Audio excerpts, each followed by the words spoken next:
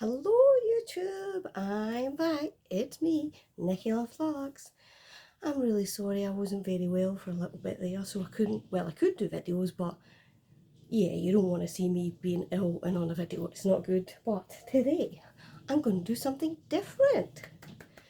So, thank you to anyone who's joined my channel recently. I'm now up to a magical number of 78, which feels like a lot, and it scares me all at the same time that 78 people want to actually see what I do. But anyway, thank you if you're one of my special 78. You're part of my my YouTube family now. But you're also part of my family, just in general. To tell you a little bit more about my channel, as you can guess from the name, hopefully, my name's Nikki, and this is Nikki Loves Lux. Lux is everything from my Ziggy Stardust hoodie through to a fantastic handbag that I tend to collect and get a little bit obsessed with from time to time. But anyway, that's enough about who I am and my vices. But today, what I thought I would do is actually show you my Fendi collection. Now, I'm going to do a couple of videos over the next couple of weeks, and I'm going to show you part of my collections. Spoiler alert, I am not Meredith. I don't have the money of Meredith, therefore I couldn't have the sensational collection that she has. I mean, if she wants to give me any of her more of her Fendis, I'll take them. And just at that, I remembered another Fendi I have. So please hold. Boom, got it, and back. But anyway, those who watch Living Lux with Meredith will recognise two bags in this Fendi collection. I had a small liking of Fendi years ago. I vividly remember the "It's not a bag, it's a baguette" line from Carrie Bradshaw. And then I just didn't, I'll be honest, I didn't have money to buy Fendi at that stage. So I was like, okay, I was in my Vivienne Westwood Mulberry days. Spoiler alert, I might do a little video on some of them, but those collections have dramatically reduced. But I'll show you maybe my favourite Mulberry ones that I've got. They're not all instant classics, but hopefully you'll recognise a couple of them anyway. So what I thought I would do is, so I started to get into YouTube only in the last couple of years. Yes, I'm Nikki, and I didn't even realise that YouTube for luxury bags was a thing till not that long ago, after my husband got into it for something else. And I thought, sod this, I'm going to have a look. And I did. And one of the first people that I came across was some fabulous YouTubers based all over the world who seem to have a bit of an affinity for Fendi, and they've definitely influenced my collection. Now, the first one I share with at least one or two of those. Now, is this the first one I bought? I think it is. Well, it's the first one I bought from store anyway. Now, please ignore the little Hello Kitty charm on the side. I just seen her, she was cute and I couldn't not. This bag has been my ride or die since the minute I got it. The leather in it is simply sensational. It's gold hardware. I'm very much a gold girl. It's this colour of pink. I love pink. You might see a theme emerging soon with that. I just thought I'm going to get this because I'm a sucker for a crossbody bag. And since I've got this, I just can't get crossbodies out of my mind. If you don't have this and you can find it second hand, I would highly recommend it. It's just the absolute perfect crossbody bag. I also sometimes wear it like holding it like that as well when I feel the need, if I'm like in a really dodgy area. Then at least I can also cover the F, so that if you know, you know as well. But also there's so many ways you can use this. I was definitely influenced by Dale, I was definitely influenced by Gwenny, definitely. I think Gwenny might even have got hers roughly at the same time as me. We have the same essay in Harrods, and I remember messaging her about it when I was watching her video to say that, you know, I've just ordered that through the same essay because I got her essay from her channel. So thank you, Gwenny, you started me off. So that was my first one that I bought. It's my first in-store purchase. The rest, I'm going to be honest, they're all second hand. Oh no, they're not. There's one more store purchase. Hello, Mr. Monster, I love you. So again, bought this from the amazing Valentina. what I loved about the Bug Eye collection coming back was that, again, I couldn't afford it at the time. It was one of the things I vividly remember, especially the Peekaboo that had the Bug Eyes. I've missed it again. I didn't have the money for the re-release of it. I could kick myself, but hey, if you can't afford it, you can't afford it. You have to prioritise. But for me, what I love about this is a couple of things. Bug Eyes, this, and just fabulous. And I've just remembered another Fendi bag that I have, and I'm just going to have to put that in another video because it's a real vintage beauty. But yeah, so again, another similarity, crossbody, right? So that's two of them right now. The rest, every one of them second hand. Some you've seen, some you've not. Now, this one here, I actually think was my first baguette. Originally I was looking for the pink baguette I've just shown you, and I found this beauty on eBay, and would you look at her, she's beautiful leather, again crossbody strap, but it's attached straight in there, slightly different clasp, beautiful inside, it's kind of suede alcantara lining. It's got the Fendi signs and all of that in there. It's got a couple of card slots. Oh, you can really see the colour of it now. She's just an absolute beauty. At the time I got her because that's what I could afford. She cost a couple of £100 if that. And I've always loved her. I maybe don't use her as much as I should do these days. But again, really solid chain, really solid strap. Didn't come with her own bag, so she's in an eBay one and has been. So you can obviously tell I'm a bit of a fan of the baguette. So I'm going to do baguettes first because there's a couple of them. Now, I'll now move us on to the section called Living Looks with Meredith Made Me Do These. This is my first purchase from her vlog sale. It's absolutely stunning. My one qualm about this bag, like everyone else with a regular baguette, is the strap. Why couldn't they have made the strap a tiny bit longer to grow crossbody? So what I did was I bought an adjustable convertible strap from Fendi from the outlet. It made this bag so much more wearable, but I don't use it as much. So I don't know if I just got excited because it was a really great price, like a fraction of the RRP, because Meredith treats people well when she's doing her live sales. She sells to sell, and she doesn't try and rip you off, and I love that about her. To me, that's part of why I love this community. So there's this one. Not used that so much recently. And we have one more baguette, and I'm ashamed to say I've never used it, and it's because I'm too frightened to use it because I need somewhere really fabulous to go. Now, I'm going out with my friends in a couple of weeks, just to a local pub for a bit of lunch and some drinks, and I think it's going to be the occasion where I burst out the Fendace bag, which to me is the most stunning thing I've ever seen in my life. If you'd asked me years ago, I would have told you that I don't like baby pink. Let's just say it's really grown on me.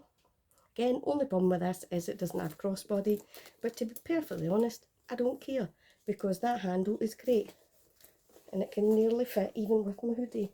But I won't do that. I'll just be carrying it hand. But she's stunning. She's a beauty. Why would you not want that? So you've now seen my baguettes. You can maybe let me know in the comments which is your favourite and why. And if I could only keep one, which one do you think it would be? I know. I can make a decision on that quite quickly, I think. Now, there was a Fendi bag that, I'm going to be honest, I really didn't like. It looked too formal. It just wasn't me, or so I thought. And I just, you know when your gut just is like, no, you like crossbody bags, it has to be crossbody. And you become obsessed with crossbody bags. So eventually I said to myself, well, maybe we'll just look at one of these now. I don't do looking, I'm terrible. I'm a jump 2 feet in first, think about the money afterwards, because it'll figure itself out, it always does. So I was on a handbag group, that I'm still in this handbag group, and I love it. to pieces, been on it for years, and this beauty was being sold. And again, I don't like pale pink, do I? I'm not really a silver hardware person either, but she just spoke to me. And it was lust at first sight. She even came with a rain jacket. She was a fraction of the price.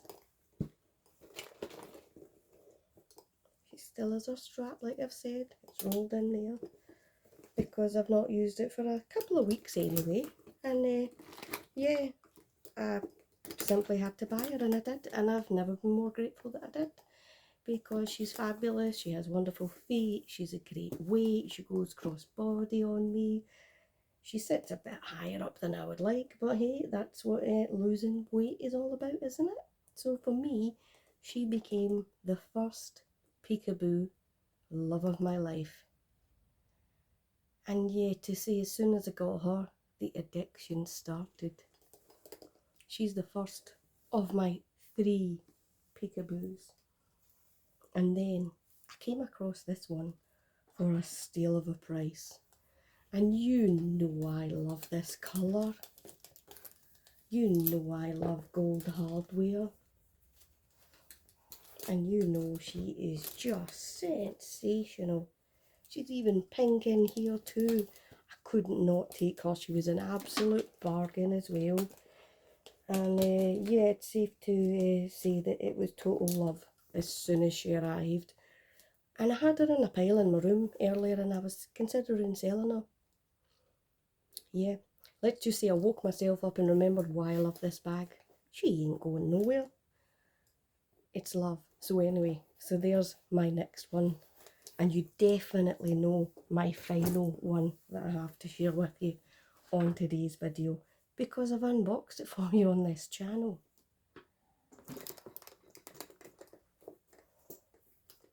She's pretty. She's my baby. She's got my little charms on them, and they just look like fun. Quite simply, she's the most gorgeous bag I've ever seen in my life. Would you look? I know some people don't like the Baco foil look, but again, one of the things that seems to be trending this year is metallic silver bags. Hooray! I got what I wanted, and it's going to trend. But guess what? Even if it wasn't going to trend, I would still use it, because I don't give a fudge what's trending and what's not, because I wear what I like, what works for me, and what I think is pretty. And I don't listen to the noise behind me, although I am influenced.